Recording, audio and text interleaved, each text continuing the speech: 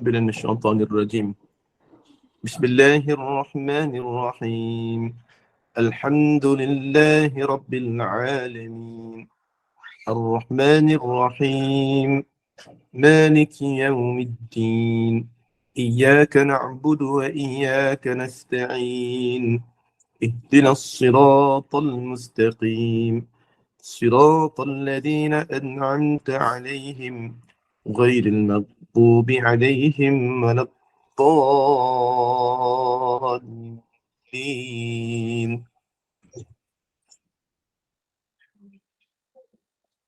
InsyaAllah.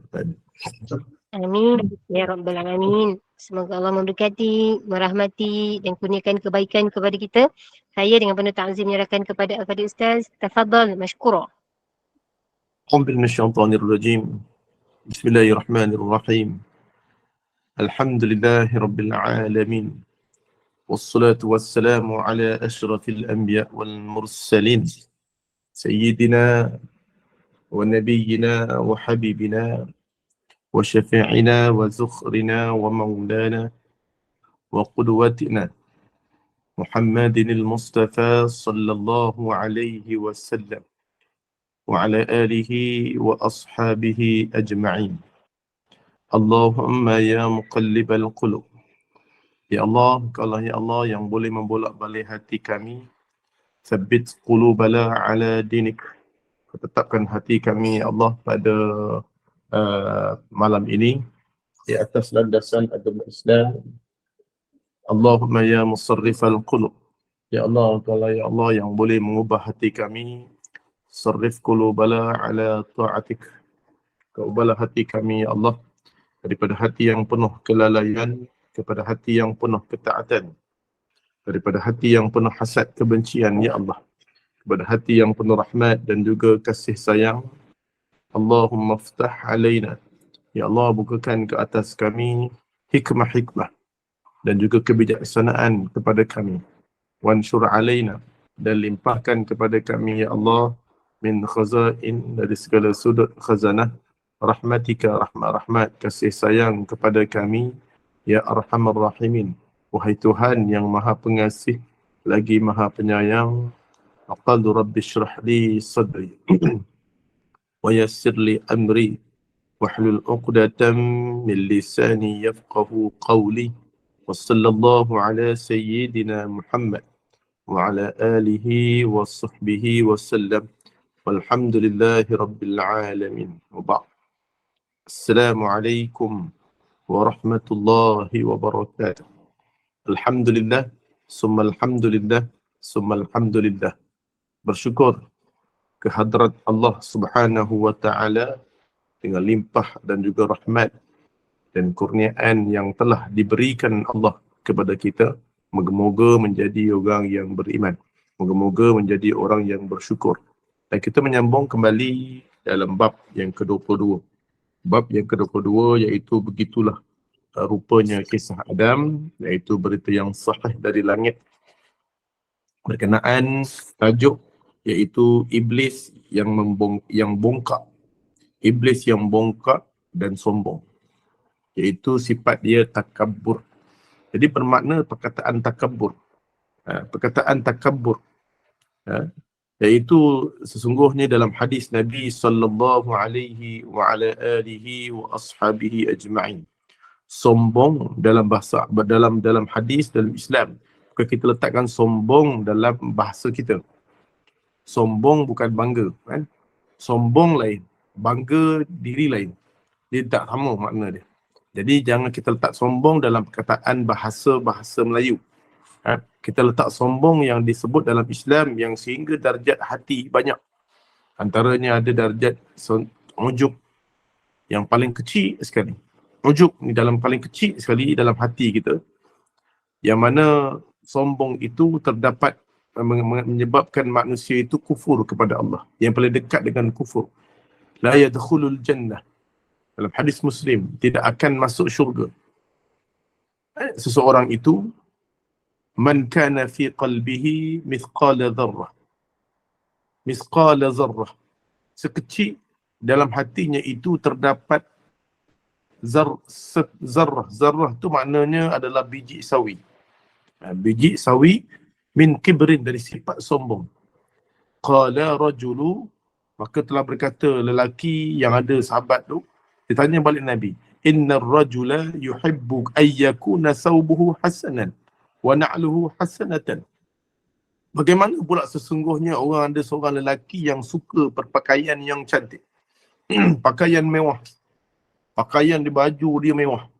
Baju dia, ya Allah, semua polo. Baju dia hampir 500 baju. Baju dia. Wa na'luhu, dan kasutnya juga mewah.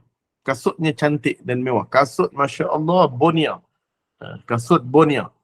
Beg tangan lagi. Belum lagi dengan beg tangan dia lagi. Maka disifatkan di sini, maka kalau tengok orang-orang ada rumah dia yang besar, dia berbangga dengan tengok rumah dia besar. Qala innallaha jamil. Maka Nabi menyebut, sesungguhnya Allah itu cantik. Yuhibbul jamal. Maka Allah itu cantik, maka Allah suka yang cantik. Allah itu indah, maka Allah suka yang indah. Al-kibru, maksud sombong itu bukan itu. Bukan kuda yang cantik, maksudnya kuda cantik ni, maksudnya kereta cantik. Dia berbangga-bangga dengan kereta dia. Dia berbangga-bangga dengan rumah dia. Dia berbangga-bangga dengan harta dia, maka ini bukan sifat sombong. Sifat sombong itu adalah, yang pertama adalah al-batarul haqq. Batarul haqq ni maknanya menolak kebenaran. Menolak. Dalam hukum Islam ditolak. Dalam apa-apa dalam Al-Quran ditolak. Tak guna Islam dalam kehidupan mereka, ini sombong. Pakaian yang telah didesainkan oleh Allah di langit ketujuh, maka ditolak. Didesain oleh Allah dalam Al-Quran, begini-begini, cukup begini-begini, maka hukum begini. Kalau wakaf begini, kalau wasiat begini, kalau kematian seseorang, maka harta akan dibagi begini. Maka ini juga ditolak. Gitu-gitu. Ini sombong maknanya. Batarul haq, ini namanya sombong. Yang kedua, sombong juga wa ghamtun nas. Yang kedua, sombong kepada manusia, iaitu memperkecil-kecilkan orang lain. Memperkecilkan orang lain. Jadi bermakna di sini sombong itu bermakna satu perkara yang antara penyakit hati yang paling bahaya. Penyakit hati yang paling bahaya. Sebab itu bila kita menyebut tentang hati, maka kita kena tahu hati ni. Hati ni ada berapa? Hati bila sebut dalam orang Melayu, hati ni satu je, hati. Hati lembu, hati kambing pun masuk. Maka bila menyebut tentang Luqmanul Hikmah, dalam surah Luqman, Luqman ni disebut dalam Al-Quran iaitu Luqmanul Hikmah. Jadi Luqman ni dia orang yang bijak. Dia berceritakan tentang kehebatan dia, iaitu benda yang paling baik dikata dalam badan kita ni adalah hati. Dan benda yang paling buruk dalam badan kita ni adalah hati juga. Jadi baik, hati ni baik-baik. Jadi bila hati baik, maka baik. Bila hati buruk, maka buruk. Jadi hati-hati. Jadi benda yang paling baik dalam hidup kita ni, dalam badan kita ni hati. Jadi benda yang paling buruk dalam badan kita juga hati. Jadi benda hati ni bahaya. Sebab itu, bila kita menyebut tentang hati ni, ada dalam Islam dia tak sama. Dalam bahasa Arab dia tak sama makna hati. Kalau kita makan hati lembu, kan? Dia tak sebut hati itu dengan qalbun, tapi disebut dengan perkataan kibdah. Kibdah. Maksudnya hati itu hati yang jenis makan. Hati nampak depan makan. Itu hati. Okey. Pertama makna hati, yang hati kita dalam hati yang tak nampak ni, maknanya qalbun. Qalbun maknanya, kenapa hati dinamakan qalbun? Sebab namanya qalbun itu maknanya berubah. Qalbun. Sebab tu disebut qad nara taqalluba wajh. Qad nara taqalluba wajhika fi. Maksudnya ketika mana Allah mengubah. Kamu melihat bahawa Allah mengubah kiblat. Qad nara taqallub. Taqallub ni Allah mengubah, memalingkan. Mengubah. Qalaba ataupun iqlab. Kalau dalam bahasa tajwid kita panggil hukum iqlab. Iqlab ni nun mati jumpa ba. Nun mati jumpa ba, iqlab. Iaitu bila mana? Kerana bila nun mati jumpa ba, nun mati itu ditukar jadi mim. Tukar, iqlab, tukar. Nun kepada mim. Min ba'd. Min ba'd. Min, bukan min ba' tapi min ba'. Qalbun. Sebab kenapa ditukar? Dia disebutkan nama qalbun dengan tukar. Sebab Nabi pernah menyebut bahawa hati ni disebut kerana dia boleh bertukar. Waktu pagi dia beriman, waktu petang dia kafir. Waktu petang dia beriman, waktu pagi dia boleh kafir. Dan pada waktu sebaliknya juga, waktu dia pagi dia kafir, waktu petang dia beriman. Begitulah manusia hari ini berubah sifat dia. Kawan yang baik boleh menjadi khianat kepada kita. Dan kita juga boleh khianat kepada dia. Hati berubah. Hati berubah dari segi ekonomi, kawan-kawan, sahabat, suami isteri, ahli politik dan sebagainya. Itu lagi lah, berubah-ubah dia punya pendirian dan sebagainya. Maka kenapa hati ni qalbun? Dia berubah. Sebab tu, tengok cerita Hindustan, mula-mula benci. Lama-lama bila benci-benci ni, akhirnya jadi suka. Sahabat saya dulu masa sekolah, dia Allah gaduh. Sekolah menengah tu. Duk gaduh. Seorang panggil ni, seorang panggil cipan. Yang perempuan tu pula jenis ketiak busuk, dia panggil terung. Dalam kahwin. Dalam kahwin. Tu gaduh, kahwin. Sebab tu hati ni, hati ni dia mula benci. Lepas tu jadi suka. Bila mula kadang-kadang suka, jadi benci. Jadi benci. Sebab tu, tak boleh berubah hati. Sebab tu tadi ada orang kata dengan saya, Ustaz, datang rumah saya ni, Ustaz tu kena Ustaz punya pagar ni, tempat grill tingkap tu dekat dengan pintu. Dekat dengan pintu. Ustaz kena letak sangkut pintu tu, cangkut dalam tu. Sebab tak apa orang boleh masukkan tangan, buka pintu. Sebab takut ada orang curi barang. Tak apalah. Orang malah curi mana pun barang, dia tak boleh curi hati isteri saya. Selagi mana dia tak curi hati isteri, cukup lah tu. Sebab dia nak berubah. Nak berubah. Jadinya bila menyebut tentang isteri saya tengah lipat baju tu. Saya bukan tak nak lipat baju. Takut saya ni orang tengah lipat baju, orang ambil gambar. Lepas tu dia post. Mana nak letak muka? Okey, jadi terusnya lagi. Jadi, ketika mana saat disebut tentang hati, qalbun itu maknanya berubah. Sebab tu kita doa pada awal, ya muqallibal hadis yang satu riwayat yang hebat. Ya muqallibal qulub. Ya Allah, kaulah ya Allah yang boleh membolak-balik hati ni. Sebab tu bila suami ni keras hatinya, doa ya muqallibal qulub. Thabbit qulub. Kau tu ubahlah hati ya Allah, hati suami aku ni, hati isteri aku ni. Ni ada orang kisah. Jadi kemudian dikata bahawa hati aku ini, jadikanlah hati aku ke hati suami ke hati anak ni supaya dia menjadi orang yang taat. Orang menjadi yang taat, berubah menjadi orang yang taat. Jadi ubah. Jadi ubah. Jadi okey, alhamdulillah.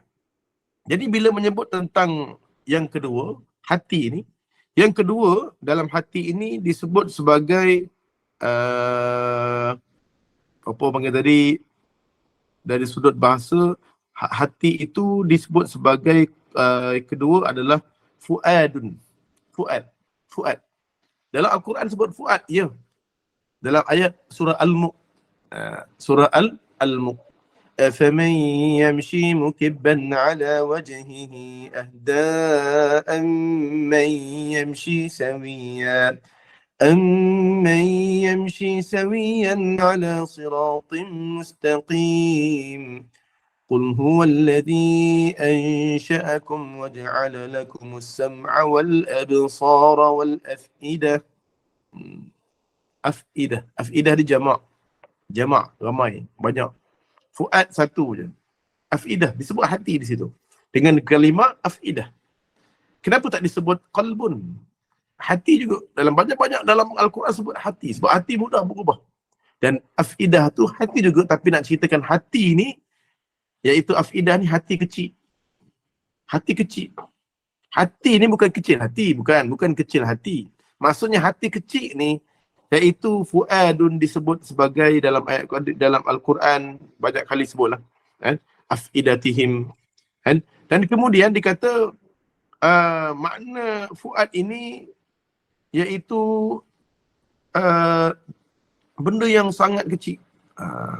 Benda yang sangat kecil, yang mana di seolah-olah al-afidah ni kadang-kadang juga disebut sumbu di dalam minyak. Minyak ni ada minyak kelapa, minyak nak buat bakar lilin. Sumbu tu dipanggil fuad. Dipanggil fuad. Kecil. Dia punya main dia tu. Jadi kat sinilah disebut serat di tengah-tengah perkara. Jadi begitulah juga fuad itu bermakna iaitu benda yang sangat kecil. Hati yang kecil ni antaranya kelemahan dan kelebihan dia apa dia? Iaitu dia boleh meletakkan benda yang bahaya. Dibisikkan dalam hati yang kecil. Contoh kita nak sedekah. Nak sedekah kepada masjid. Masjid baguslah. Tiba-tiba nampak, tiba-tiba kita pergi ke masjid nak pergi bilik air. Tiba-tiba ada, kemudian ensel dekat bilik air tu tak ada. Kita pun jadi, aku tadi nak sedekah. Takut nak sedekah, dia kata takut. Dia tengok, ini mesti benda hari makan duit masjid ni. Tiba-tiba pula, dalam hati kecil dia berkata. Begitu juga dalam ibadat. Begitu juga dalam ibadat. Dalam ibadat.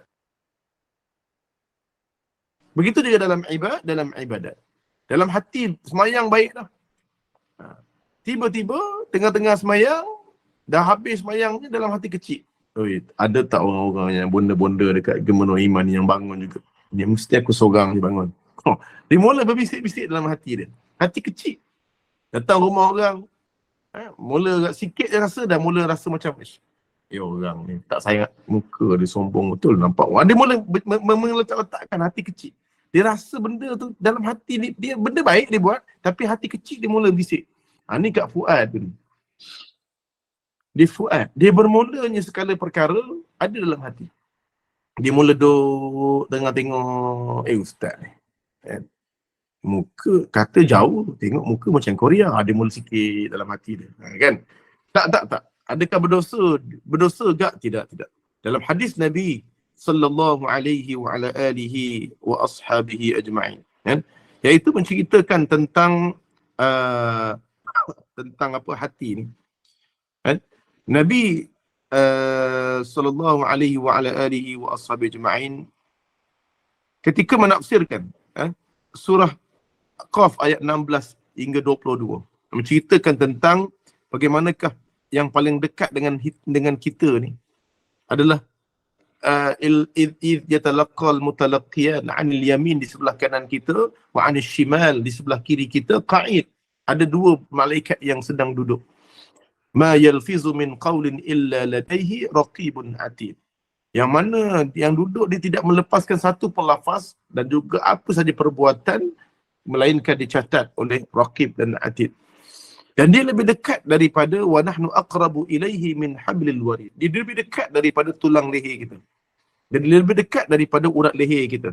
Jadi ketika mana disebut dalam hadis ini, maka disebut innallaha tajawaza li ummati amma haddathat bihi anfusaha ma lam takallamu bihi aw ta'mal atau kama qala hadisun sahih. Iaitu hadis rawahul Bukhari wal Muslim wa Abu Dawud wa Tirmizi, An-Nasa'i, Ibnu Majah daripada Abu Hurairah. Dikata apa? Allah memaafkan umatku. Nabi kata, Allah memaafkan umatku atas bisikan jiwa, iaitu afidah. Bisikan jiwa hati dia. Dia duk bisik hati dia. Dia tengok rumah orang, dia mula bisik. Tudung besar. Tapi ada mula dah bisik dah. Kan? Dia mula bisik. Dia mula berbisik. Jadi kemudian dia memaafkan umatku atas bisikan dalam hati dia. Bisikan jahat lah, bukan bisikan baik, bisikan jahat. Selama itu tidak diucapkan atau dikerjakan. Selama mana dia tak mengucapkan dengan mulut dia. Dia cuba dalam hati je. Dia pendam dalam hati, baca betul.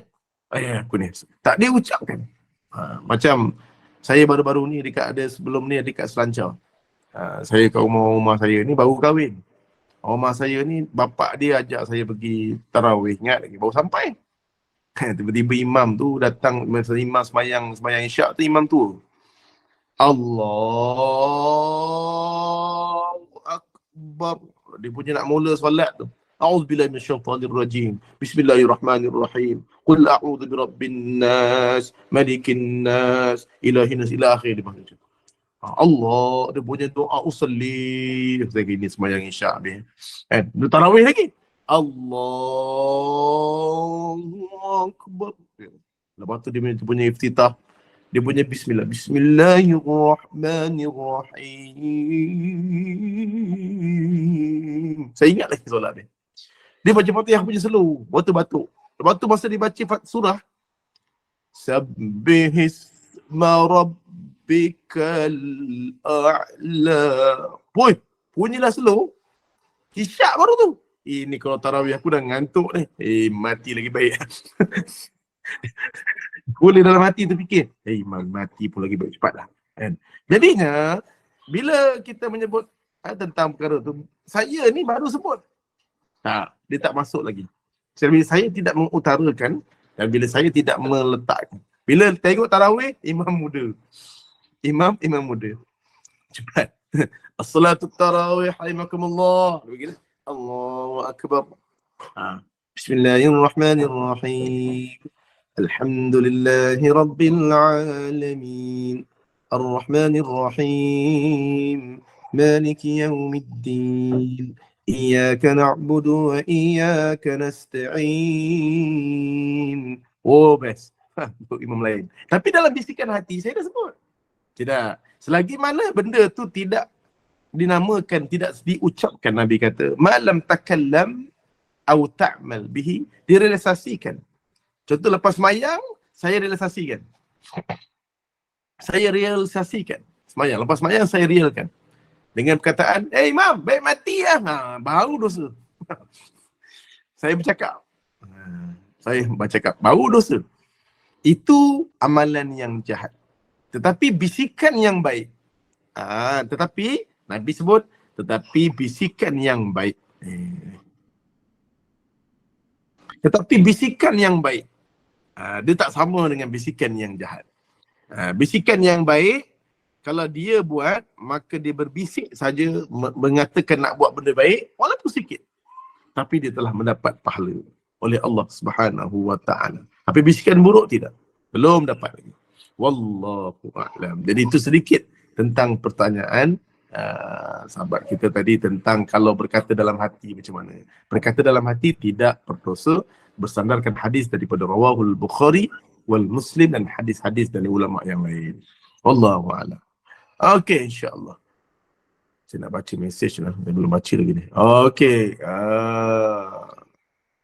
Halijah Said, Kak Halijah Said, Assalamualaikum warahmatullahi wabarakatuh. Kak Suranai Zulina, Assalamualaikum Ustaz. Waalaikumsalam warahmatullahi. Suwaya Madzahgi, Assalamualaikum. Assalamualaikum warahmatullahi. Zawiyah Jambari, Assalamualaikum. Waalaikumsalam warahmatullahi. Tamsiyah Ahmad, Assalamualaikum Ustaz. Waalaikumsalam warahmatullahi.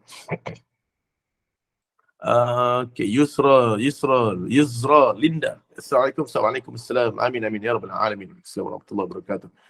Okay, insyaAllah. Siapalah nak ambil gambar Ustaz dengan masa lipat kain. Okay, Kak Asma Abdul Majid, Assalamualaikum Ustaz. Waalaikumsalam warahmatullahi wabarakatuh. Okay, insyaAllah. Wan Aisyah anda. Assalamualaikum. Waalaikumsalam warahmatullahi. Selamat Hari Raya Mak Azai Batin. Sama-sama. Taqabbalallahu minna wa minkum. InsyaAllah sama juga. InsyaAllah sama-sama. Waalaikumsalam warahmatullahi. InsyaAllah. Okey, bisikan dalam hati itu berdosa ke? Ustaz kan bisikan permainan daripada iblis? Tidak. Jadi soalan yang sama tadi. Jadi kalau berkata-kata dalam hati, tidak. Jadi jawapan dia sudah ada dalam hadis Nabi sallallahu alaihi wasallam. Wallahu a'lam. Allah. Jadi siapa yang berbisik dalam hati belum lagi dikira berdosa. Okey, kembali balik. Iaitu makna fuad, hati kecil. Tapi hati kecil ni jangan main-main. Hati kecil ni lah yang bermulanya sifat ujub. Jadi ingat okey. Jadi bermulanya sifat ujub, bermulanya daripada hati yang dinamakan fuadun. Dia bukan qalbun. Qalbun berubah. Tapi bermula perkataan mulanya hati kecil kita berbisik-bisik, ujub, rasa ajaib, rasa macam nak memuji diri sendiri, rasanya macam dah rasa diri lebih baik. Dalam hati ni bermula daripada mana? Daripada fuadun. hati yang kecil. Okey, lubbu, lubbun. Lubbun ni hati nurani. Ini hati nurani ni semua ada. Semua manusia ada. Walaupun dia adalah orang yang sangat jahat. Lubbun, iaitu kata jamak albab. Maksudnya hati yang diambil dari perkataan lubbun, iaitu yang bersih dari segala sesuatu. Maksudnya hati nurani. Dalam bahasa kita panggil hati nurani. Lubbu ataupun lamba sabdu depan lub. Lubbun. Jadi lubbun ini ataupun dalam bahasa kita lubb lah, lub. Maknanya adalah hati nurani. Hati nurani ini dia adalah satu hati yang disebut sebagai hati yang nurani lah. Hati yang bersih. Semua orang ada. Baik macam mana pun manusia ni. Kalau sebagai mana-mana hati dia ada. Kenapa? Kan ada orang tanya, kenapa kau nak tolong sangat dengan dia ni? Kenapa kau nak tolong sangat? Dia kan pernah berjahat dengan kau. Kenapa kau nak tolong dia? Yelah, kita ni ada hati. Hati nurani. Manusia ni walaupun dia jahat mana pun, dia tak jahat semua. Bila kita buat baik dengan dia, dia ada dalam hati nurani dia ada. Sebab tu manusia ni diciptakan, manusia ni ada hati nurani. Sebab tu selagi mana dia manusia, kita buat baik dengan dia, dia pasti akan melihat kebaikan kita. Kalau dia detik, kalau dia buat jahat dengan kita pun mesti ada sebab lain. Sebab yang tertentu yang dia rasa kerana hati jahat dia lebih teruk lagi. Contoh macam orang politik hari ni. Walaupun kita dah buat baik dengan dia pun, kadang-kadang bila dia musuh politik, maka dia selagi mana terpejam mata untuk mengatakan kita jahat juga. Tapi padahal dalam hati nurani dia, dia kata kita baik. Abu Lahab, Abu Jahal. Cuba tanya dengan dia. Adakah Rasulullah kalau dalam hati nurani dia percaya tak Nabi tu Nabi? Ya, dia percaya Nabi tu Nabi. Dalam hati nurani dia, dia percaya bahawa Nabi tu memang Nabi. Tapi kerana sombong dia, sifat takaburnya itu, maka dia menentang kebenaran. Menentang kebenaran. Jadi wallahu a'lam. Jadi dia ada berapa hadis? Iaitu hadis qalbun. Hati ni adalah qalbun. Qalbun tu maknanya berubah. Fuadun, hati kecil. Yang ketiga, lubbun. Lubbun ini adalah hati nurani. 3 benda ni ada dalam hati kita. Jadi hati-hati. Jadi hati-hati. Okey. Kembali balik. Makna bongkak. Iaitu bangga diri. Jadi Nabi Adam ni, dia dalam cerita Nabi Adam ni, Iblis ni satu sifat tak nak sujud kepada Adam. Iaitu pertama sekali dalam yang semalam disebut wa id qulna lil malaikati isjudu li adama fasajadu illa iblis. Semuanya sujud melainkan iblis. Iblis ni kenapa? Pertama sifat dia adalah aba. Aba ni diambil dari perkataan al-iba. Al-iba. Aba ni diambil dari perkataan al-iba. Okey, al-iba. Gini aja dia. Al-iba. Baru boleh aja. Memang tak boleh. Okey, al-iba. Okey ni. Al-iba. Al-iba ni maknanya mengabaikan. Mengabaikan. Kita lah abai. Okey. Yang kedua, istikbar. Al-istikbar.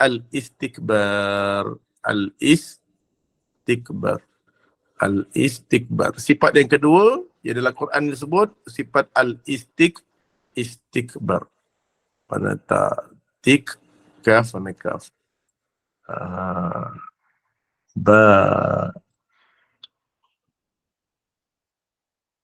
Okey. Al-istikbar. Ini sifat yang kedua. Yang ketiga, al-kufr. Al-kufr. Okey, ini 3 sifat dalam Al-Quran ni. Disebut sifat iblis. Kita kena tahu sungguh ni. Al-kufr. Okey. Dalam Al-Quran ni ada 3 sifat. Wa in qulna lil malaikati isjudu li adama fasajadu illa iblis. فسجدوا إلا إبليس أبى واستكبر وكان من الكافرين. Kenapa dia tak berubah? Kenapa dia tak nak sujud pada Adam? Kerana dia aba wastakbara wa kana minal kafirin. Kerana dia mengabaikan perintah Allah. Menafikan perintah Allah, menolak perintah Allah. Tak nak dengar perintah Allah.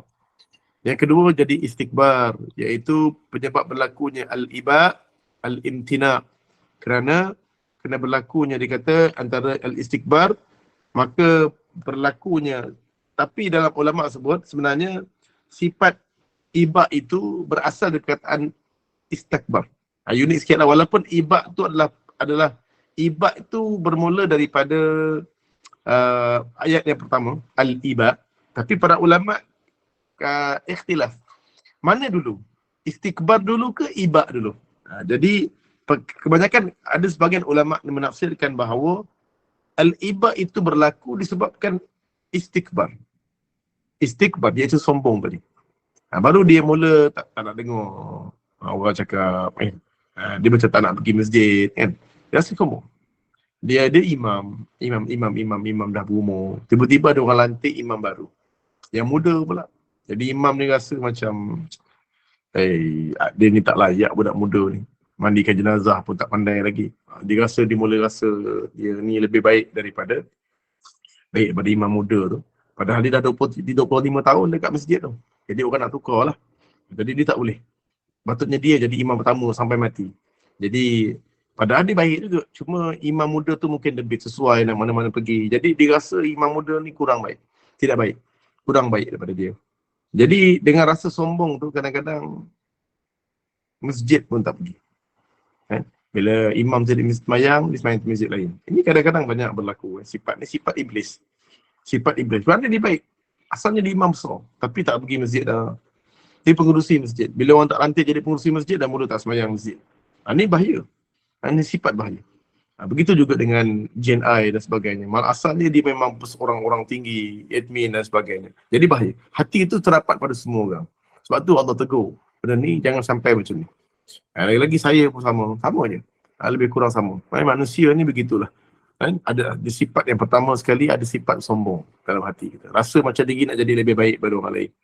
Lagi-lagi orang yang sombong ni biasa berasal daripada orang yang hebat asalnya. Tapi bila nampak ada orang lain lebih hebat daripada dia rasa bahawa tak boleh terima. Tak boleh terima. Rasa dia lebih layak. Hari ni banyak benda macam tu kan. Jadi kemudian al-iba datang. Tapi tak apalah, mana dulu tak apa. Yang ketiga al-kufr.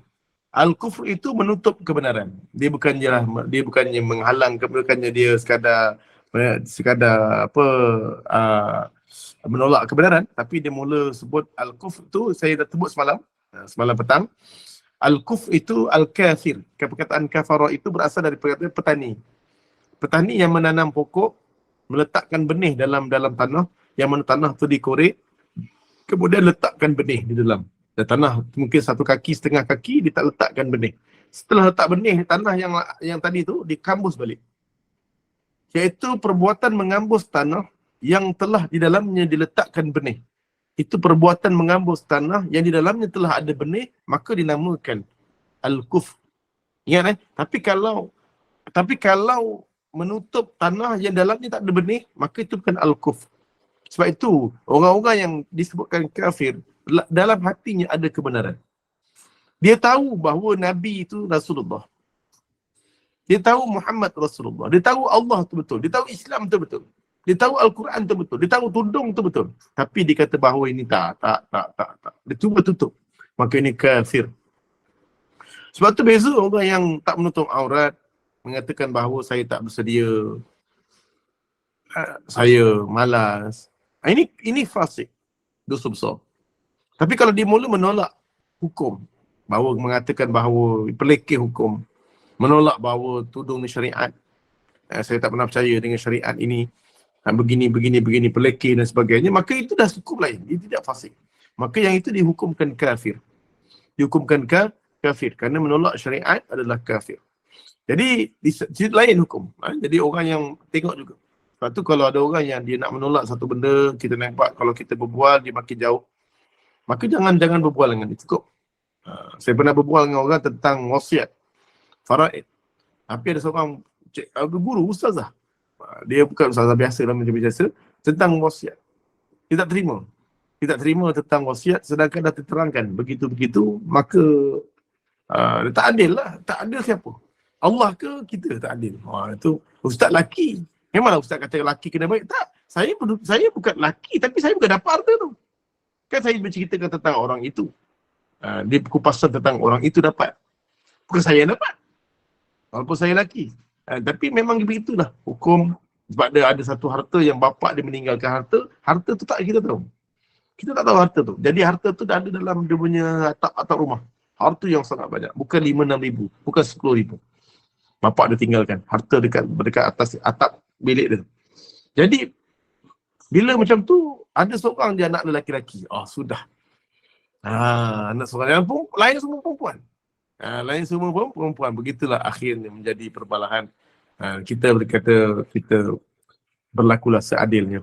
Maka begitulah masa tu, yang perempuan tu dia mengatakan tentang akal, logik akal. Sedangkan yang kita menceritakan tentang hukum. Tentang hukum. Maka berlakulah perbalahan. Maka perbalahan tu berlaku sehingga nampak macam menghina Islam. Maka saya terus hilang. Terus tak betul. Berhenti dulu. Sebab bahaya. Sebab kadang-kadang sifat dia nak menegakkan kebenaran sehingga terlupa yang kita nak tegak itu syariat. Menegakkan itu syariat. Kadang-kadang baik pada kita beta, pergi jauh, baik kita diam. Baik kita diam. Ustaz, kalau sahabat kita dah mula ke arah sifat-sifat iblis itu, apa tindakan diri kita untuk memperbetulkannya? Ataupun kita biarkan dia?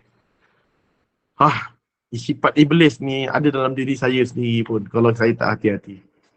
Mengaji Quran kan, terus bila anak murid tegur, lepas tu tengok, kita pula banyak salah. Kita dah mula rasa, saya malu kan, anak murid baca lebih baik. Ada yang rasa lebih baik ni bahaya. Ini memang semua kan ada. Jadi kalau ada dah ke arah itu, pemimpin politik pun sama. Bila dia tak dilantik jadi pemimpin, dah mulalah buat itulah, kata inilah. Sebenarnya dia bukan sebab apa dia tak nak, dia kata gitu dan dah mula tak suka, dia cari salah. Bukan cari salah sebenarnya, dia tak lantik jadi pemimpin. Kalau dia lantik jadi pemimpin, dia tak macam tu ayat dia. Dia begitulah. Ayat dia tu sebab kerana dia mula rasa diri lebih baik. Dia tak boleh jadi orang bawah. Dia tak boleh jadi orang bawah. Jadi kalau ada orang macam tu, nasihatlah secara perlahan. Doa pada Allah. Moga-moga Allah silangkan sifat takabur dia. Sifat takabur dia. Jadi kalau kita tegur, kita akan dimusuhi. Jadi kita kalau tak berani tegur, tegurlah dalam hati. Paling lemah, menegur dalam hati. Menegur dengan doa. Itulah paling lemah. Itu paling lemah. Kalau yang berani, tegurlah dengan tangan ataupun dengan percakapan. Tindakan dan sebagainya. Tapi kalau tak berani tegur, maka teguran yang paling lemah adalah teguran dengan hati sajalah. Teguran dengan hati kita ni tu doa. Ya Allah, jadikanlah Kak Katie tu dia begini, dia orang baik. Tapi semenjak dia tak lantik jadi begini orang atas, dah mula Yasinan kan. Dia ketua Yasin, kita tahun ni nak ubahlah ketua Yasin orang lain. Dia dah mula keluar dari grup. Dah mula buat grup lain. Kita dah pecah kat kampung kita ni, gini. Jadi kita ni lemah. Ini berlaku tau. Ini berlaku. Sampaikan satu kampung tu, sampai 5 kumpulan Yasin. Hanya kerana nak jadi ketua je. Pengikut-pengikut ada ramai. Benda ni saya ambil realistik. Realistik bukan lelaki, bukan perempuan, sama. Bila sifat dah tinggi, bila kita dilantik orang lain. Begitulah iblis dan duduk lama dekat syurga. Tiba-tiba yang dilantiknya bukan dia, tapi Adam. Siapa yang rasa tak kecewa kan? Semua manusia begitu. Tapi Allah suruh kita bersabar. Bukanlah kita tidak terbaik. Kadang-kadang yang dilantik sebagai pemimpin bukan yang terbaik, tapi dilantik sebagai pemimpin. Tak semesti Anwar Ibrahim dia paling baik dalam dunia ni. Tidak. Begitulah juga tak semestinya Tuan Mahathir paling baik. Ibn Najib terbaik. Bukan Tuan Guru Haji Hadi terbaik. Tidak. Tetapi kerana dilantik jadi pemimpin. Dilantik jadi pemimpin bukanlah di kalangan orang yang terbaik. Tapi di kalangan orang-orang yang memang terpilih menjadi pemimpin. Kadang-kadang ada orang lebih baik lagi. Begitu juga dengan Nabi Musa AS dalam hadis sahih. Ketika mereka tanya siapa orang yang paling hebat dan paling berilmu, maka Nabi Musa kata dia. Maka Allah menegur, mengatakan bahawa tidak, bukan engkau. Tapi dikata di antara dua lautan, di antara yang paling tinggi ilmunya, paling baik di antara kamu adalah Khaydir. Khaydir. Jadi Nabi Musa nak jumpa dengan dia. Ini dalam surah Kahfi ada cerita dia. Iaitu fitnah ilmu yang mengatakan diri lebih baik. Walaupun dia Nabi, walaupun dia Rasul, tetap dalam zaman dia itu bukan dia paling baik. Walaupun dia jadi Nabi. Walaupun dah jadi Rasul. Tapi bukan dia paling baik. Ada orang lain. Ini yang paling kita tengok, rupa-rupanya tak semestinya orang tu sama dah jadi Rasul lah. Jadi Nabi. Tapi bukan dia juga orang yang paling hebat. Ada lagi yang Allah jadikan lebih hebat daripada dia. Apatah lagi pemimpin.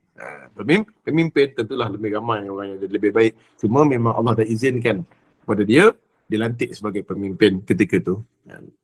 Orang lantik jadi pengurusi PIBG kan. Ingat lagi saya tu. Dah ada seorang tu. Ni hebat ni fungsi PIBG. Jawatan orang tak nak Ustaz. Siapa datang mesyuarat waktu tu 5 orang. Seorang jadi pengurusi, seorang jadi bendahari, seorang jadi setiausaha, seorang jadi dia datang PIBG 5 orang. Jadi yang dalam tu semua je lah pengurusinya, bendaharinya. Jadi dia disebut jawatan orang tak nak, Ustaz. Gitulah. Jawatan orang tak nak. Jadi jawatan tu orang tak nak. Jadi tapi sebenarnya dia hebat. Cuma dia orang yang tawaduk menjawab. Maksudnya bukanlah dia kata dia pengurusi, dia orang yang paling hebat. Sebab dia hadir waktu tu. Cuba dia kalau dia tak hadir, orang lain hadir. Orang lain jadi pengurusi. Okey. Jadinya istikbar, al-kufri ni maknanya menutup kebenaran. Dalam hatinya ada benar, maka dia tutup. Maka ini sifat. Ini sifat. Okey, bermulalah. Kita nak sebut kenapa berlakunya. Kenapa berlakunya asal usul. Kenapa Allah Subhanahu Wa Taala kemudian bertanya kepada nak jadikan Nabi ni, kenapa nak jadikan iblis ni kafir setelah dia takabur, dia tak datang jumpa Nabi Adam sujud. Maka ada 2 soalan yang Allah soal kepada Nabi Adam. Nabi Adam. Apa dia soal? Disoal kepada iblis. Yang pertama sekali, disoal iblis perkataan, qala ya iblis. Telah berkata Allah, ya iblis. Iblis tak datang hari tu. Dia tak datang. Jadi Allah tanya, ya iblis, ma mana'aka an tasjuda lima khalaqtu biyadayya. Apa yang menghalang engkau supaya engkau sujud kepada apa yang telah aku ciptakan dengan tanganku? Allah tanya lagi, ya iblis, wahai iblis, ma mana'aka alla tasjuda idh amartuka. Unik tak? Soalan dia, pertama dia tanya, wahai iblis, apa yang menghalang engkau untuk sujud kepada Adam? Soalan yang kedua, ma mana'aka alla tasjuda. Yang pertama disebut an tasjuda. Yang kedua, alla tasjuda. Agaknya beza dia. Pertama ayat Quran, ma mana'aka an tasjuda. An tasjuda. Yang kedua, ma mana'aka alla tasjuda. Soalan pertama, apa yang menghalang engkau supaya sujud kepada Adam? Yang kedua sebenarnya, kenapa alla tasjuda? Kerana apa yang menghalang engkau daripada menyekatmu daripada sujud? Apa beza dia? Okey. Beza dia, yang pertama, ma mana'aka an tasjuda adalah faktor dalaman. Faktor dalaman. Tapi ma mana'aka alla tasjuda, faktor luaran. Boleh faham tak? Maksudnya Allah tanya 2 benda. Pertama sekali, apa yang menyebabkan engkau tak datang? Apa yang kedua, apa faktor penyebab kamu tak datang? Beza tak? Tak nampak apa soalan ni. Pertama Allah tanya, apa penyebab engkau tak datang? Tak menghalang engkau daripada sujud pada Adam. Ni apakah faktor luaran yang menyebabkan engkau tak datang? Jadi kat soalan kat sini, maka apa yang iblis jawab? Di faktor dalaman ke luaran tu? Jawapan dia tak datang tu. Jadi dia jawab, dia satu benda jawab, qala ana khairum minhu. Jawaban dia. Allah tahu jawaban dia je. Dia jawab apa? Aku lebih baik daripada Adam. Ini jawaban dia, faktor dalaman. Kalaulah iblis jawab faktor luaran, dia tidak kafir.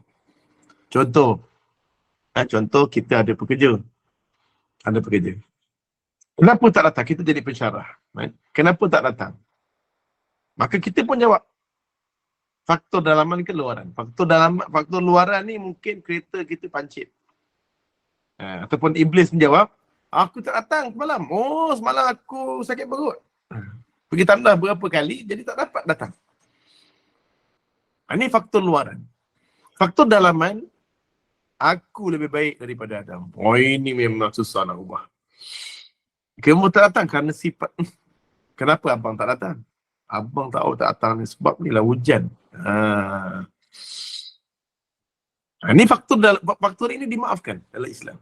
Kenapa tak datang? Begitulah. Kenapa tak datang kerja? Saya hantar anak-anak sakit. Tapi kenapa tak kerja? Malas. Dia punya jawapan dia memang diri sendiri. Memang diri sendiri. Maksudnya diri dia sendiri. Maksudnya Allah ni. Dia nak menghukum seorang tu, dia tanya 2 kali. Pertama, ada tak faktor luaran? Sebab tu kalau kita nak didik anak. Saya guru dulu. Jadi bila didik budak, satu anak murid ni dia rajin. Rajin sangat. Baik. Dia baik orangnya, banyak bantu guru. Tiba-tiba dalam masa sebulan, 2 bulan, semenjak gitulah, dia jadi orang yang pasif, buat kerja sekolah tidak. Jadi bila saya tengok, cakap macam dengar tak dengar, jadi marah. Lepas sebulan saya cakap, dia makin degil, makin nakal. Lalas saya tanya tak nak jawab. Kau kenapa malas? Kau dulu tak macam ni, gini, makin degil. Lalas masuk ke bilik guru, tanya-tanya, selusur. Rupa-rupanya keluarga dia atau berentakan rumah tangga dia. Mak bapak dia baru bercerai dalam masa 2 bulan begitulah. Dan maksudnya dia berubah selepas mak bapak dia bercerai. Jadi kat sini, sebelum kita nak apa nak panggil? Kita nak hukum, kita nak judge seseorang tu. Kita kena tahu kenapa dia macam tu. Boleh faham Jadi macam begitu juga dengan apa jaga masalah. Contoh saya sebagai suami. Tengok isteri ni dia begini, tengok. Dia tak nak dengar kita buat air, suruh buat air nes tarik, dia macam lemah buat air. Betul, buat slow. Kita kena tengok sebenarnya dia ni memang tak taat kepada kita kerana apa. Contoh, adakah kerana kita bukan Nabi? Adakah bila dari syurga tu? Sekali tu, saya cakap tadi, Siti Khadijah adalah hadis rawahul Muslim. Rasulullah sampai dia pergi rumah Abu Al-Arqam bin Abu Al-Arqam, Siti Khadijah hantar makanan. Hadis rawahul Muslim. Siti Khadijah ni memang hebat. Sampai di rumah dia bawakan makanan, sampai Rasulullah berada di rumah Al-Arqam bin Abu Al-Arqam. Datang, kemudian malaikat datang turun berjumpa dengan Nabi. Bahawa bagi tahu kepada Siti Khadijah, Allah kirim salam kepada dia dan janjikan mahligai syurga. Kenapa bawa makanan? Setiap kali mana Nabi pergi, dia bawa makanan. Sampai Nabi Usrah pergi rumah orang lain, dibawakan makanan. Jadi bila Nabi begitu, maka saya kata tadi, jadi suami isteri, buatkan makanan. Kalau pergi mana-mana, buatkan air, masak pun tak apa. Mesti sediakan air untuk dia. Ustaz, daripada suami itu Nabi. Ini suami kita ni jenis depan TV duk ngangkang. Nes tarik satu. Kita nak gerak buat kerja ni. Itu Nabi ni. Maksudnya rupa-rupanya ada orang yang tak nak buatkan air untuk suami dia. Pertama sebab suami dia bukan Nabi. Sebab suami dia bukan Nabi. Dan Nabi suami dia baru dia buatkan air. Tinggi darjat makcik tu. Jadi buatkan contoh saya terkejut saya jawapan dia. Mana boleh kata macam tu? Buat je lah. Walaupun suami kita pemalas ke, dia gini ke, buat air kita dapat pahala. Kita dapat pahala. Suami kita dosa lantak dia lah. Sebab Firaun, Nabi Allah suruh Asia taat kepada suami dia. Suami dia masuk neraka.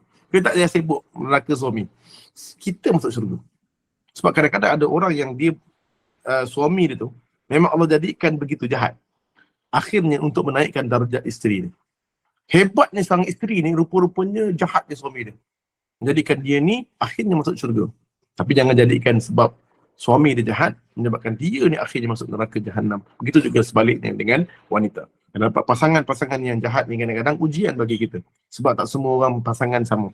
Tak semua orang ujian dia sama. Mungkin dapat suami yang jahat tapi dapat mertua yang baik. Ada orang yang dapat suami yang baik, mertua yang baik tapi anak derhaka. Ada orang yang dapat suami yang baik, anak yang baik, mak mertua yang baik tapi jiran yang jahat. Jiran yang jahat. Jadi semua tu sama. Macam minta kopi dia bunyi tu, tu mesti. Saya mesti nak minta kopi. Kopi kapal api. Lepas tu dengan gula peram. Itu memang habit saya. Okey. Jadinya, buat air. Jadi benda ni disebut sebagai kenapa menghalang dia buat air. Ada sebab sebenarnya. Jadi kita tahu. Tanya dulu.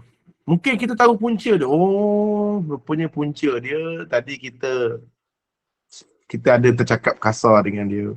Mungkin kita ada tercekil-cekil hati dia. Dia jadi dia buat air tu malas. Orang perempuan, bila dia ada benda dia tak suka, dia nak suruh buat air kopi pun dia malas. Tetapi bila dia tengah suka, dia tengah sayang, kan, saya ingat lagi waktu tu, masa seronok sangat rasa. Saya sakit, saya demam, pukul 2 ke 3 pagi. Saya demam daripada pagi tu, muntah, makan muntah, memang tak boleh bangun. Lepek isi saya dengan saya, sampai malam tu 2-3 pagi, saya terbangun. Berpeluh badan saya, berpeluh.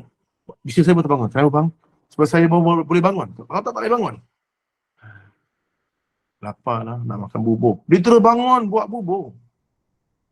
Dia terus bangun pukul 3 pagi, buat bubur, masak bubur. Tengah sakit lah. Saya kata, ya Allah, seronoknya. Kalau macam ni selalu. Tapi jaranglah macam tu. Kalau 2-3 pagi tengah sihat ni, minta, aku mau tepiak orang tua dia. Tutup balik dengan apa? Dengan selimut. Nak sebut bahawa waktu betul-betul dia tengah nak, dia akan buat. Waktu dia tengah tak nak buat, ada sebab. Jadi kalau orang, saya tengok, perempuan ni betul-betul. Kalau dia suka, dia akan buat. Sampai kalau dia masak tu, sampai kalau kita makan, dia ingat lagi. Jadi kalau masak apa yang saya puji dia masa tu, sedap betul lah dia buat creamer apa.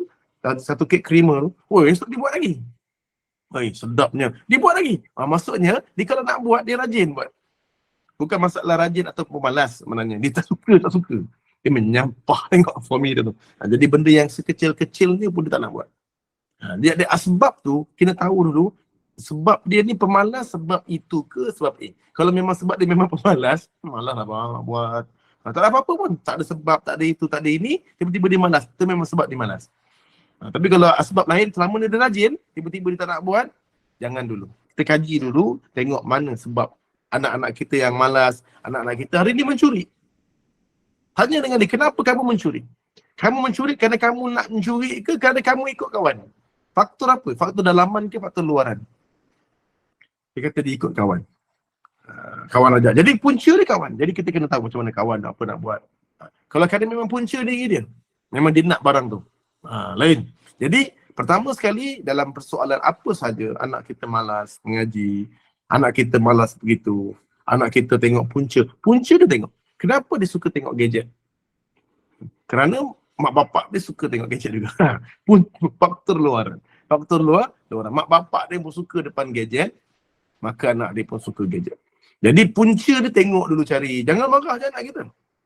Sebab faktor luaran ke faktor dalaman. Jadi kena ingat Jadi Allah SWT ketika nak menghukum iblis, maka dia hukum dengan 2 soalan. Yang pertama, soal dia, iblis, ada tak faktor luaran? Kan kau tak tahu. Apa yang menghalang kau tahu? Faktor luaran yang menghalang kau, ada ke? Tak ada. Jadi kenapa? Kerana aku lebih baik daripada Adam. Jadi, pertama sekali Allah tanya, ada tak faktor luaran? Kamu tak datang kerja kenapa? Hujan ke? Mak sakit ke? Kenapa tak datang kerja? Kerana saya malas. Ini faktor dalaman. Apa jawapan iblis? Ana khairum minhu. Aku lebih baik daripada Adam. Agak-agaknya, aku lebih baik daripada Adam ini, punca dia apa? Dia merasa diri lebih baik daripada Adam. Punca lebih baik daripada Adam adalah sifat namanya ujub. Ingat bila dia rasa dalam hati dia lama, dia tak cakap lagi. Tapi dalam hati dia merasa diri lebih baik. Ini namanya ujub. Apa makna ujub? Ingat sebab tu ulama kata, itulah rahsia kebinasaan iblis. Dalam hatinya telah lama terisi afidah, fuad, hati kecil dia telah terisi namanya ujub. Merasa terpesona dengan diri sendiri. Ujub ni maknanya senang cerita terpesona dengan diri sendiri. Bahasa mudah yang saya nak faham, saya bukan kelas tasawuf. Tasawuf maknanya memang kita senang lah letak makna ujub apa makna dia. Tapi makna yang paling mudah, makna ujub itu adalah makna daripada Az-Zahidrus. Minta maaf lah yang minat yang tak suka ke, yang suka ke, tapi Az-Zahidrus disebut makna taufik. Dan saya buka balik kembali kepada semua makna ujub dan makna satu benda. Iaitu apa makna ujub? Menafikan taufik. Menafikan taufik daripada Allah. Jadi ada orang tanya, apakah makna taufik? Menafikan, iaitu apakah makna taufik? Menafikan ujub dalam diri. Jadi sebenarnya lawan daripada sifat ujub adalah taufik. Itu orang tanya. Apa pula? Okey. Kena faham. Ujub maknanya apa? Taufik maknanya apa? Okey, kita hari ini kita hadir dalam kuliah GNI, Germa Nur Iman, kelas daripada Ustaz Khairul Fahmi, Ustaz remaja anda. Okey. Jadi bila kita melihat datang kelas, maka bila mana kita merasa dalam hati kita bahawa kita datang kerana diri kita sendiri. Kerana kita sihat, kerana kita ada internet, kita dapat hadir dalam ini sifat dia ujub dalam hati kita. Merasa diri kita boleh buat semua benda. Tapi kalau taufik ni, hebatlah Kak Puan modal, bonda modal, badan sihat itulah Ustaz, jaga kesihatan saya ni gini. Ni orang begini, disifat ujub. Dia rasakan bahawa kesihatan yang ada pada diri dia sebab diri dia. Maka jawabannya adalah Masya Allah, la quwwata illa billah. Ini kalimah taufik. Kenapa? Ini semua daripada Allah. Ini semua kehendak Allah. Tak ada kekuatan sedikit pun melainkan Allah. Hayya 'alas salat.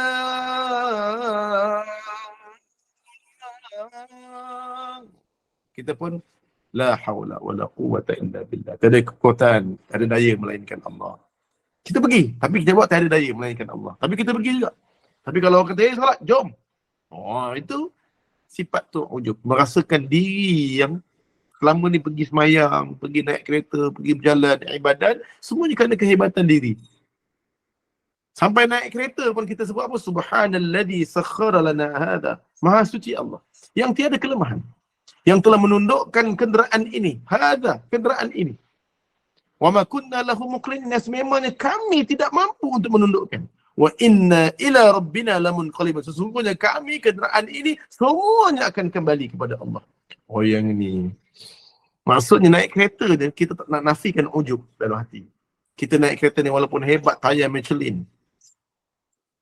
Walaupun kereta kita airbagnya 6, minyak penuh, duit banyak. Tapi kita sebut, Subhanalladzi sakhkhara lana. Yang menundukkan kenderaan ini, ya Allah. Allah yang maha suci. Yang kami tak mampu sedikit untuk menundukkan kenderaan ini. Ini kalimah taufik. Tak mana taufik? Kita setuju bahawa Allah yang menyebabkan kita datang. Kita hari ni hebat. Sebab tu, kalau Ustaz, kalau orang puji kita nak jawab apa? Dia ada dua, banyak jawapan. Dalam surah An-Namlu, ayat 14. Ayat 15, 14 lupa. Iaitu bila dia dipuji, maka dia menyebut, Hadha min fadli Rabbi. Hadha min fadli Rabbi. Ya, jadi begitulah.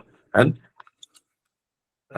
Jadi dia bila dipuji, disebut, Hadha min fadli Rabbi. Okey.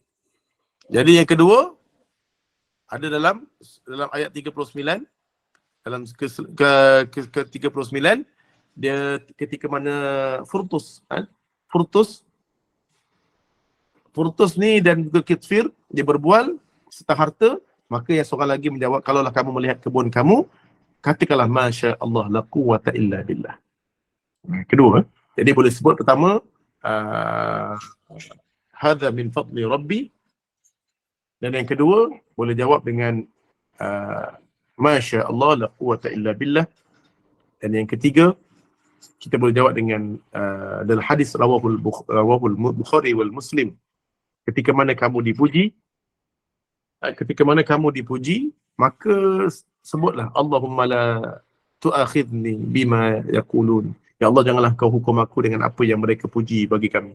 Apa yang mereka puji tadi, jangan kamu hukum aku. Dan astaghfirullah ala ma la ta'lamun. Ya Allah, minta ampun pada aku, ya Allah. Tutuplah apa kesalahan aku daripada apa yang mereka tak tahu daripada kelemahan aku ni. Dia orang puji. Yang ketiga, dia doa yang sama. Allahumma ja'alni, ya Allah jadikanlah aku ni khairan mimma tazunnun. Ya Allah jadikanlah aku lebih baik daripada apa yang mereka sangkakan. Ini doa. Sebagai ulama mengatakan ini adalah doa Sayyidina Abu Bakar. Tapi dalam hadis Nabi itu, Sahih Bukhari Muslim, ini doa daripada seorang sahabat yang dekat dengan Nabi. Ini adalah hadis rawahul Bukhari wal Muslim. Jadi dia minta supaya Allah ampunkan dosa dia, tutup segala apa benda yang orang tu tak tahu. Dan jadikan lebih baik daripada apa yang mereka sangka tadi. Ji, nampak? Oh, kaya sekarang Allahu Akbar, jadikanlah aku lebih kaya daripada apa yang mereka sangkakan. Sihat sekarang? Ya Allah, jadikanlah aku lebih sihat daripada apa yang disangkakan. Gitulah. Cantik, Kak Amanira. Kak Amanira makin nampak makin cantik sekarang. Ya Allah, jadikanlah aku lebih cantik daripada apa yang mereka ustaz sangkakan. Begitulah. Jangan jawab. Nah, ini doa yang diajar dalam Islam. Tutup dari, ya Allah, tutuplah apa yang mereka tak tahu. Tutup daripada apa yang mereka tak tahu. Jadi kita ni sebenarnya ada benda yang aib.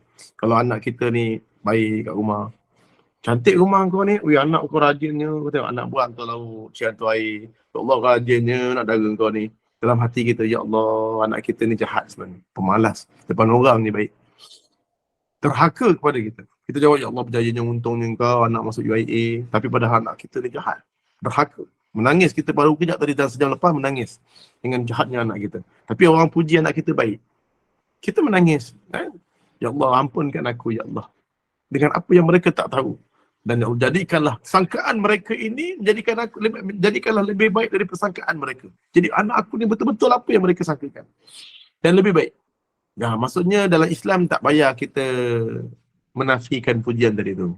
Janganlah kita bila Kak Amanira, oi, nampak makin cantik sekarang. Alah Ustaz, muka je cantik Ustaz, badan berkurap. Tak payahlah bagi tahu kan.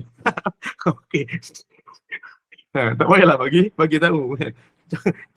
Sebut je lah, hadha min fadli Rabbi, cukup. Hadha min fadli Rabbi atau Masya Allah la quwwata illa billah. Ataupun yang Allah jadikanlah lebih baik. Ataupun tutuplah apa yang mereka tak tahu daripada aku ni. Rupanya badan berkurang, muka cantik. Gitulah kan. Jadi benda ni mengajar manusia supaya bermotivasi dalam Islam.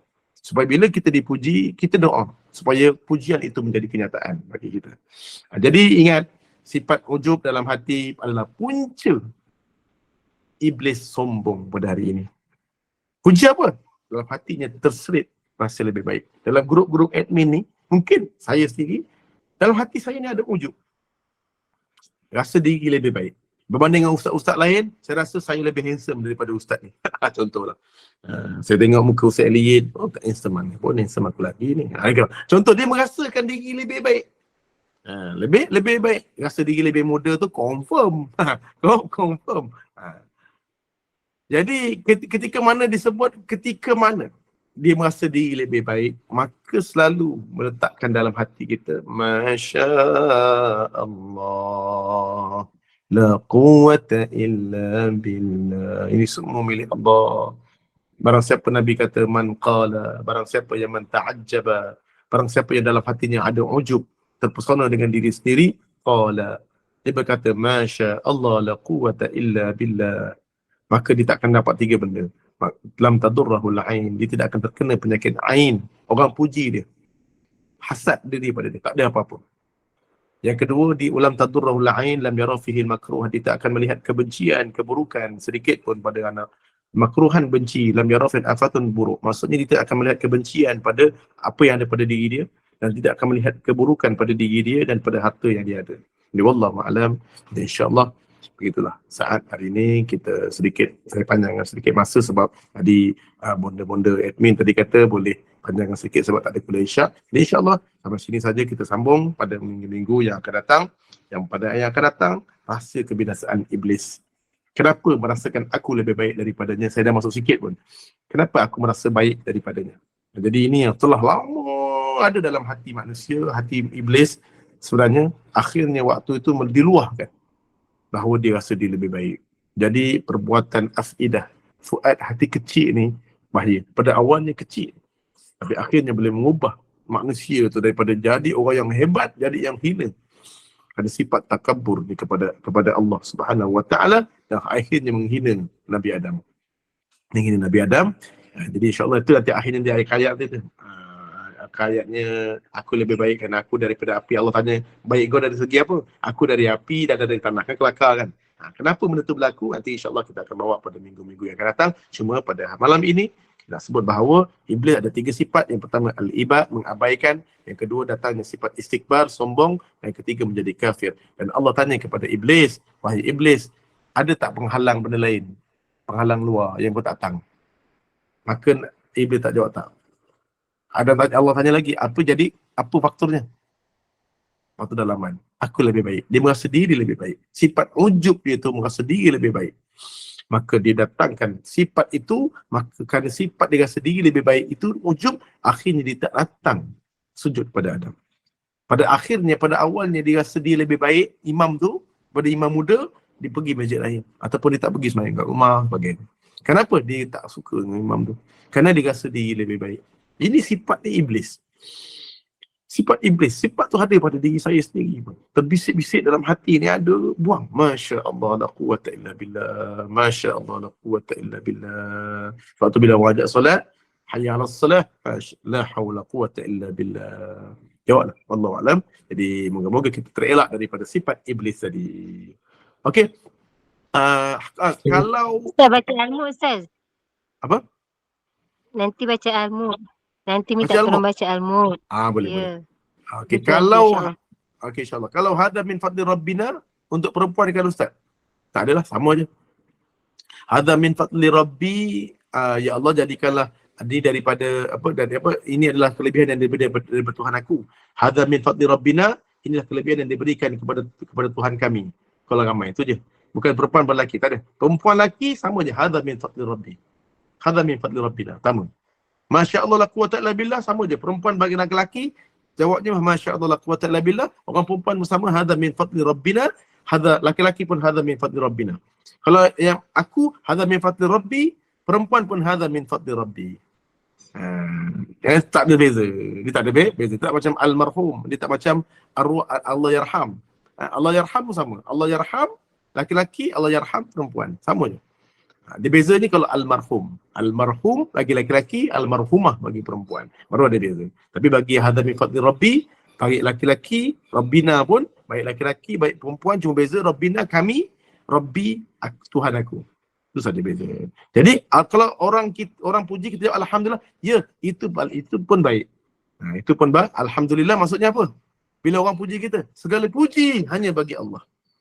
Kita bawa kepada Allah dulu. Ya Allah, Kak Hawa nampak makin muda sekarang. Kita orang puji kan? Ya Allah, alhamdulillah, segala puji hanya bagi Allah, bukan bagi aku. Pujian-pujian hanya bagi Allah. Tapi kena faham tu maksud dia, tauhid dalam hati. Jangan sebut saja dengan zikir, tapi sebut dalam hati ni, alhamdulillah, segala puji hanya bagi Allah. Maksudnya aku tak layak dipuji. Fala tuzakki anfusakum dalam Al-Quran. Maka janganlah engkau memuji di kalangan kamu. Kerana ini merupakan satu dosa. Kerana Allah marah sangat orang memuji. Kerana muji pujian ini layak hanya bagi Allah. Jadi Imam kalau bukan dalam Tibun Nabawi, kalau seorang nak memuji seorang itu, maka Nabi tegur. Janganlah kamu memuji-muji dalam keadaan memuji-muji. Mengapakah kamu tak menggantikan pujian-pujian kamu ataupun sulami pujian-pujian kamu dengan mengucapkan barakah.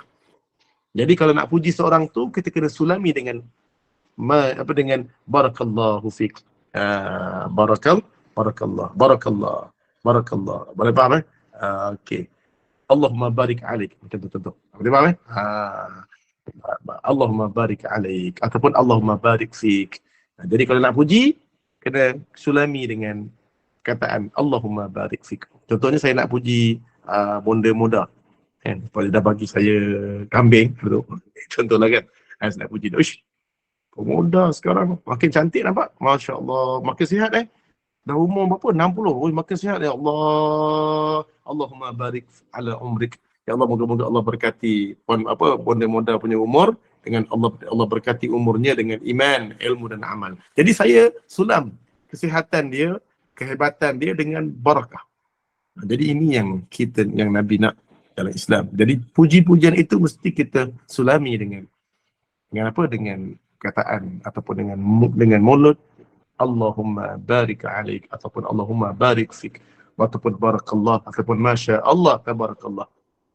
Ni orang tu hebat dari rumah, ya Allah rumah kau hebat ni, masya Allah tabarakallah. Boleh juga, tak ada masalah. Wallahu a'lam. Kita sama-sama buka surah Al-Mulk. Jadi untuk selangi kita punya bacaan Al-Mulk yang kawan-kawan yang baru nak buka, kita selangi dengan bacaan Al-Fatihah. أعوذ بالله من الشيطان الرجيم بسم الله الرحمن الرحيم الحمد لله رب العالمين الرحمن الرحيم مالك يوم الدين إياك نعبد وإياك نستعين اهدنا الصراط المستقيم صراط الذين أنعمت عليهم غير المغضوب عليهم ولا الضالين.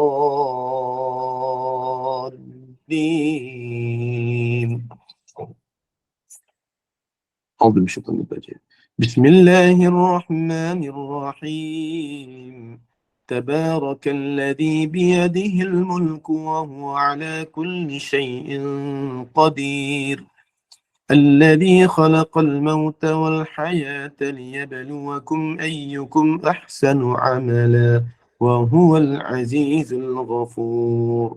الذي خلق 7 سماوات طباقا ما ترى في خلق الرحمن من تفاوت فارجع البصر هل ترى من فطور ثم ارجع البصر كرتين ينقلب إليك البصر خاسئا وهو حسير. ولقد زينا السماء الدنيا بمصابيح وجعلناها رجوما للشياطين وأعتدنا لهم عذاب السعير. وللذين كفروا بربهم عذاب جهنم وبئس المصير. إذا ألقوا فيها سمعوا لها شهيقا وهي تفور تكاد تميز من الغيظ كلما ألقي فيها فوج سألهم خزنتها ألم يأتكم نذير قالوا بلى قد جاءنا نذير فكذبنا وقلنا ما نزل الله من شيء إن أنتم إلا في ضلال كبير. وقالوا لو كنا نسمع أو نعقل ما كنا في أصحاب السعير فاعترفوا بذنبهم فسحقا لأصحاب السعير. إن الذين يخشون ربهم بالغيب لهم مغفرة وأجر كبير. وأسروا قولكم أو اجهروا به إنه عليم بذات الصدور. ألا يعلم من خلق وهو اللطيف الخبير.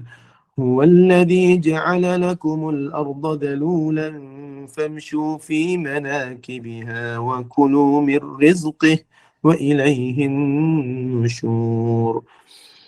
أأمنتم من في السماء أن يخسف بكم الأرض فإذا هي تمور أم أمنتم من في السماء أن يرسل عليكم حاصبا فستعلمون كيف نذير.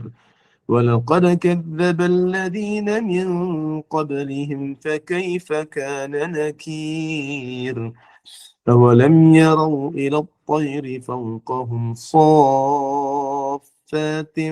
ويقبض ما يمسكهن إلا الرحمن إنه بكل شيء بصير.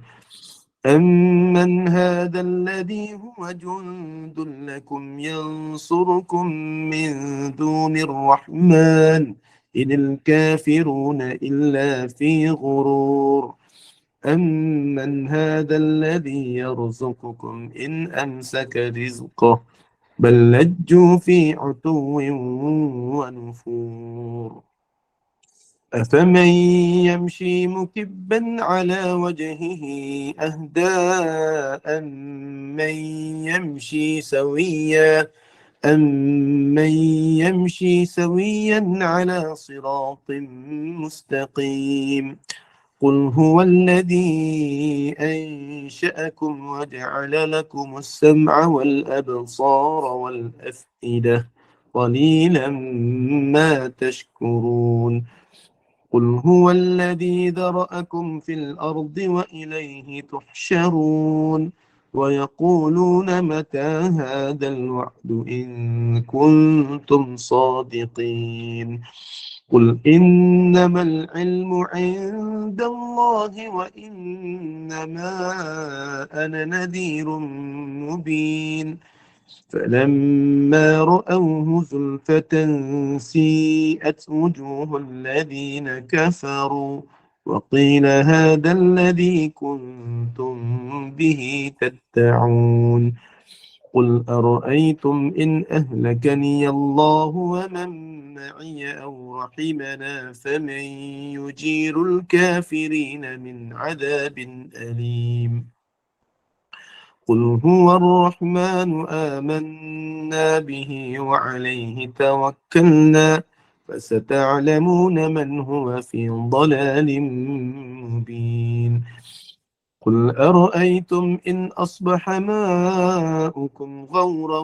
فمن يأتيكم بماء معين الله رب العالمين صدق الله العظيم أعوذ بالله من الشيطان الرجيم بسم الله الرحمن الرحيم اللهم ارحمنا بالقرآن Ya Allah rahmati kami Ya Allah dengan Al-Quran yang kami baca pada malam ini Ya Allah waj'alhu lana imaman wa nuran wa hudan wa rahmatan wa shifaan jadikanlah Al-Quran yang kami baca ini sebagai imam kepada kami sebagai imam ikutan kami sebagai cahaya menerangi hidup kami, sebagai hidayah petunjuk kami, sebagai rahmat kasih sayangmu kepada kami, sebagai syifa dan penawar bagi penyakit-penyakit yang kami hadapi. Wahai Allah, Allahumma dzakirna minhu ma nusina. Ya Allah, di saat mana kami terlupa, Ya Allah, di saat mana kami dilupakan, Ya Allah, di saat mana kami dilekakan, Ya Allah, Engkau selalu ingatkan kami untuk kami senantiasa dapat membaca Al-Quran. Di saat mana kami malas, Ya Allah, Engkau rajinkanlah, Ya Allah. Wa'allimna minhu ma jahilna. Di saat mana kami jahil, ajarkanlah. Di saat mana kami tidak faham, Ya Allah, Engkau fahamkanlah. Di saat mana kami tidak pandai, Ya Allah, Engkau pandaikanlah kami membaca Al-Quran, Ya Allah.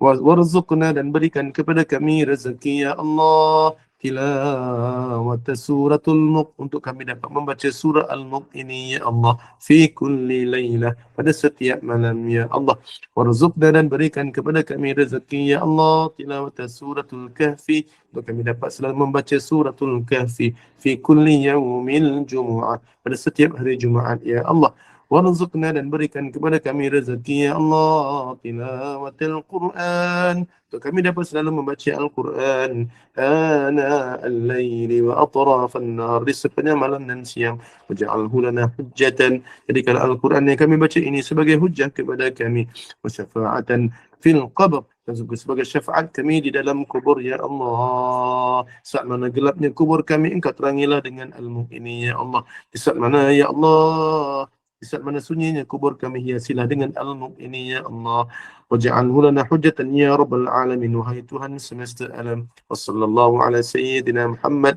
wa ala alihi wa sahbihi wasallam alhamdulillahi rabbil alamin taqabbalallahu minkum minna wa minkum taqabbal ya karim insyaallah Minna wa minkum taqabbal ya karim. Amin. Alhamdulillah, barakallahu fikum, jazakumullah khairan jazak di atas perkongsian ilmu yang sangat bermanfaat oleh Ustaz hari ini. Terima kasih kepada tim Gema Nur Iman, sahabat-sahabat pencinta ilmu yang mengimarahkan kuliah kita setiap hari. Izinkan saya buat sedikit eban kuliah esok Ustaz. 9 Syawal esok. 6.45 pagi kuliah subuh bersama dengan Al-Fadhil Imam Muda Muhammad Haris Daniel bin Muhammad dengan bacaan Yasin, tahlil, doa, selawat dan kasidah. Kuliah duha bersama dengan Al-Fadhil Ustaz Imam Masjid Negara iaitu Ustaz Muhammad Nazri bin Haji Mustaqil dengan tadabbur surah Al-Baqarah pada pukul 8 pagi insya-Allah. Dan kuliah akhir kita 8.15 kuliah maghrib bersama dengan Al-Fadhil Ustaz Mursyidi insya-Allah dengan kitab tasawuf. Jadi dengan ini saya mewakili Gema Nur Iman memohon maaf sekiranya ada sebarang kekurangan dan kesilapan. Yang baik itu datang daripada Allah, yang tidak baik dan kelemahan itu daripada kami sendiri. Kita tangguh kuliah kita Sebagai untuk majlis, mohon sekali lagi kepada Ustaz untuk bacakan tasbih kafarah dan surat doa. Saya sudahi dengan wabillahi taufiq wa hidayah. Assalamualaikum warahmatullahi wabarakatuh. سبحانك اللهم وبحمدك أشهد أن لا إله إلا أنت أستغفرك وأتوب إليك. بسم الله الرحمن الرحيم. العصر إن الإنسان لفي خسر إلا الذين آمنوا وعملوا الصالحات وتواصوا بالحق وتواصوا بالصبر. السلام عليكم ورحمة الله وبركاته. باي.